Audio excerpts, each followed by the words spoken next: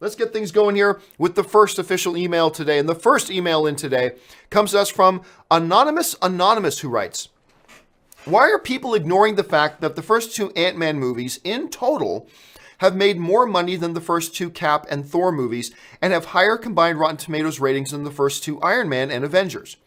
A third Iron Man movie will help the MCU to change stake levels and have female heroes without further overcrowding the MCU. So why wouldn't Disney, who make money on merchandise, why wouldn't Disney want to make the movie? All right, thanks a lot for the email, Anonymous. And yeah, Anonymous raises a good point. We've been talking a little bit recently about what are the possibilities of an Ant-Man 3. I think the chances are fairly low. I think they've had Ant-Man play out his narrative run. I think he's among the lower, not the lowest, but among the lower money-grossing films, and they have a ton more characters that they want to start focusing on. I believe that they're going to continue to use Ant-Man and Wasp in other MCU movies. I just don't think we're going to see a standalone Ant-Man film again. And I think his main narrative purpose is going to be played out in Avengers 4. Now, I hope they make more Ant-Man movies because I love the Ant-Man movies. I'm one of the biggest fans of the Ant-Man movies. So I would love it if they do, but I don't think they are. Who knows? Now, what Anonymous is pointing out is that, well, hey, wait a minute. The first two Ant-Man films have made more combined than the first two Captain America films, and they're making more Captain America films, and that's true. The first Captain America, the First Avenger, made only $370 million. Only. At the time, that was considered pretty good. $370 million at the box office. Captain America 2, also known as Winter Soldier, took a huge jump up to $714 million. Now, we go on to Ant-Man. The first Ant-Man made $519 million. That's more than the first Captain America. The second Ant-Man did not make as much as Winter Soldier, made $610 million. But if you combine the two, the first two Ant-Man movies have made $1.1 billion. The first two Captain America movies have made just over $1 billion. So why not? Well, yes, you can look at those numbers, but looking at numbers without looking at the context in which those numbers exist can be a little deceiving. Remember, Captain America, the First Avenger, came out in 2011 when the MCU was still just getting started. And they were just establishing the MCU. By the time the first Ant-Man came out, the MCU was already a juggernaut. The MCU was a juggernaut by the time the first Ant-Man movie came rolling around. You can't say the same about the first Captain America movie. The first Captain America movie was one of the films that was laying the groundwork for the MCU to exist. Ant-Man 1 came out, but it had the massive advantage that films like Captain America, the First Avenger, like the first Thor, like the first Iron Man, laid the groundwork and established the MCU as a powerhouse. That was the stage in which the first Ant-Man film got to come out and take a bow. When it was already established, when it was already a powerhouse, when everybody was already excited about the new MCU movies.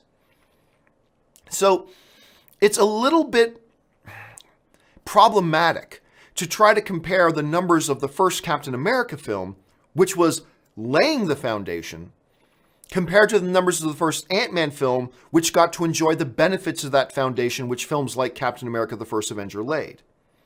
You can't take that out of context. If you take it out of context, you can make the numbers say anything, but when you look at them in context, then it takes on a little bit of a different life. Now, critically, the Ant-Man movies have been very well received, absolutely, and I'm one of the people that absolutely love these movies. If anything, I think they're underrated. Underrated and underappreciated. I think Ant-Man 1 is just a complete blast. Ant-Man 2 is excellent, not quite as good as Ant-Man 1 to me, but still marvelous. Now, you bring up some other points there. Like, you can have Ant-Man movie change the stakes. Well, you can have any movie change the stakes. One of the great things about the first two Ant-Man movies that I've always appreciated is the fact that you go from other movies being saving the world and saving the universe, and you go to an Ant-Man film which is about saving his family, or in the latest Ant-Man film, saving Janet, saving one person. And I love that the MCU changes levels like that.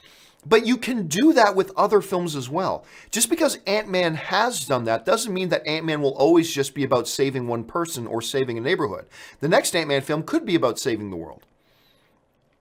But also the Black Widow movie doesn't have to be about saving, whenever they get around to making that, it doesn't have to be about saving the world. The Black Widow movie could be about saving one little girl who's being held hostage. My point is, yes, Ant-Man has changed the stakes levels, but that doesn't mean it's the only property in the franchise that can do something like that. Other films can do it too.